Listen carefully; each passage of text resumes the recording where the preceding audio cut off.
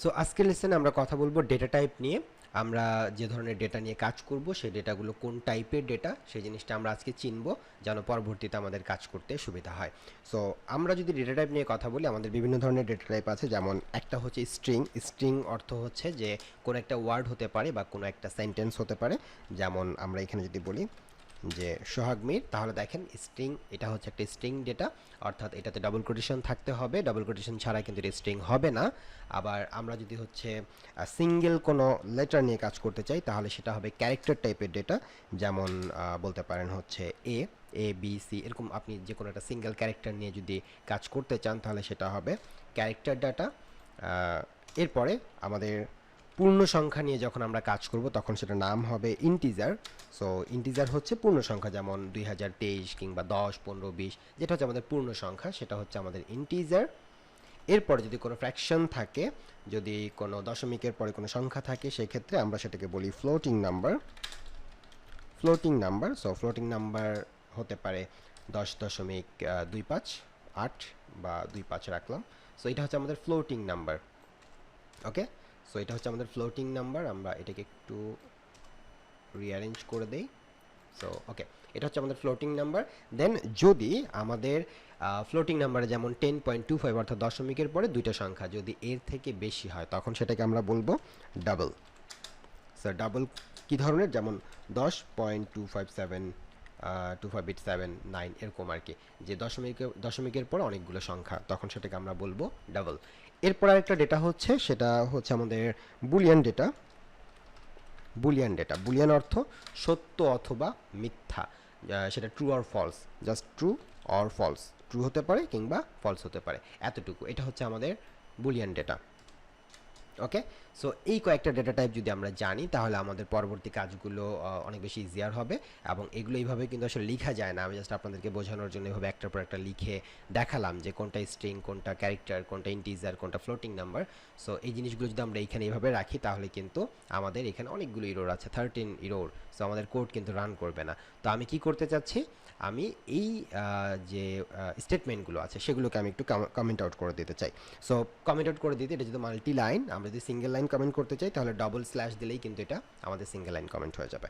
So আমি যদি multi line comment করতে চাই, তাহলে আমাদেরকে প্রথমে একটা স্ল্যাশ দিতে হবে, অ্যান্ড দেন হচ্ছে আমরা একটা স্টার সাইন দিব, এবং যেখানে আমরা শেষ করতে চাচ্ছি, এখানে আমরা শেষ করতে চাচ্ছি, তাহলে আমাদেরকে আবারও একটা স্টার দিতে হবে এবং একটা স্ল্যাশ দিতে হবে। সো এতটুকু যদি আমরা করি, তাহলে কিন্তু এটা আমাদের কমেন্ট হিসেবে কাউন্ট হবে।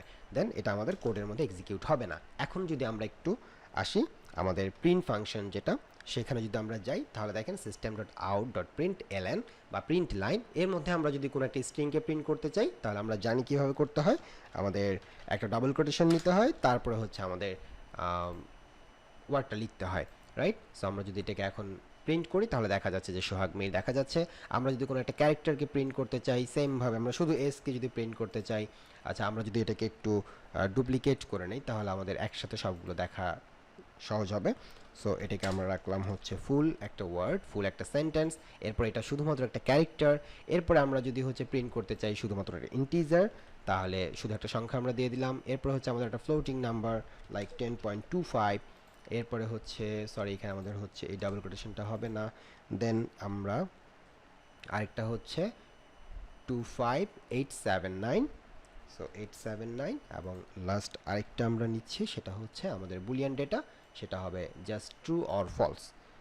সো ট্রু লিখতে পারি কিংবা শুধু ফলস লিখতে পারি, এটারও কোনো ডাবল কোটেশন হবে না। অ্যান্ড দেন আমি এখন যদি এটাকে প্রিন্ট করি, তাহলে দেখেন একটার পর একটা আমাদের সবগুলো দেখা যাচ্ছে। এটা আমাদের স্ট্রিং ডেটা, এটা আমাদের হচ্ছে ক্যারেক্টার ডেটা, এটা হচ্ছে আমাদের ইন্টিজার, এটা ফ্লোট, এটা হচ্ছে আমাদের ডাবল, এবং এটা হচ্ছে আমাদের বুলিয়ান। যদি কোনো একটা জিনিসকে আমরা এখন দেখা যায় যে আমরা এই জায়গাটাতে 2023, ঠিক আছে, আমরা এটাকে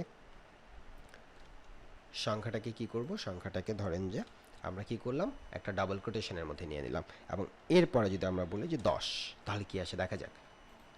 আমাদের 2023 প্লাস 10, এটা আমাদের আসা উচিত ছিল 2033, কারণ এর আগের দিকে আমরা যখন প্রিন্ট করে দেখিয়েছিলাম প্রথম লেসনটাতে, তখন কিন্তু আমরা দেখেছি 10 প্লাস 20 যদি আমরা পাশাপাশি রাখি আমাদের এই প্রিন্ট ফাংশনের মধ্যে, তাহলে সেটা 30 হয়ে যায়। সো আমি যদি এখন প্রিন্ট করি, তাহলে কি হবে, দেখেন 2023 কিন্তু আলাদা আছে এবং পরের 10 কিন্তু আলাদা পাশাপাশি আছে, অর্থাৎ এটা একটা স্ট্রিং, এটাও এখন স্ট্রিং হিসেবেই কাউন্ট হবে। এখন কিন্তু আমাদের এটাকে আমাদের যে 2023 সেটাকে কিন্তু ইন্টিজার হিসেবে আর কাউন্ট করবে না। কেন? কারণ যেহেতু এটা ডবল কোটেশনের মধ্যে আছে, অর্থাৎ যখন আপনি কোনো একটা ডেটাকে ডবল কোটেশনের মধ্যে দিয়ে দিবেন তখন সে আর ইন্টিজার বা আপনার গাণিতিক রূপে থাকবে না, তখন সেটা হয়ে যাবে কি, তখন সেটা স্ট্রিংয়ে চলে যাবে। এবং স্ট্রিংয়ে যাওয়ার কারণে সে কিন্তু পরের যে ইন্টিজারটা আছে সেটা তো আমাদের ডবল কোটেশনের মধ্যে নাই, সেটা আমাদের ইন্টিজার হিসেবে আছে। তো সেটাকে তখন আর সেই ইন্টিজার মানে ইন্টিজারই থাকবে সে, বাট সে নিজে যেহেতু স্ট্রিং হয়ে গেছে, সো তখন আর কোনো ধরনের ক্যালকুলেশন করবে না। এবং এটাকে যদি আমরা এখন ডবল কোটেশনকে যদি তুলে দেই, দেখেন যদি আমরা দুইটাকে এইভাবে ইন্টিজার রাখতাম এবং এরপরে যদি আমরা এটাকে প্রিন্ট করতাম তাহলে কিন্তু 2033 ঠিকই দেখা যেত। তার মানে আমাদের এই যে প্রত্যেকটা ডেটা টাইপের নির্দিষ্ট কিছু কাজ আছে, আপনি ডাবল কোটেশন দিলে সেটা আপনি সংখ্যা হলেও কিন্তু সেটা স্ট্রিংয়ে চলে যাবে যদি তার উপরে ডাবল কোটেশন থাকে, রাইট? সো এরকম আমাদের বিভিন্ন জায়গায় হয়তো বা প্রয়োজন হবে বিভিন্ন সময় কাজের ক্ষেত্রে। তো এই জিনিসগুলো আমাদের মাথায় রাখতে হবে যেন আমরা পরবর্তীতে কাজগুলো খুব সুন্দরভাবে করতে পারি।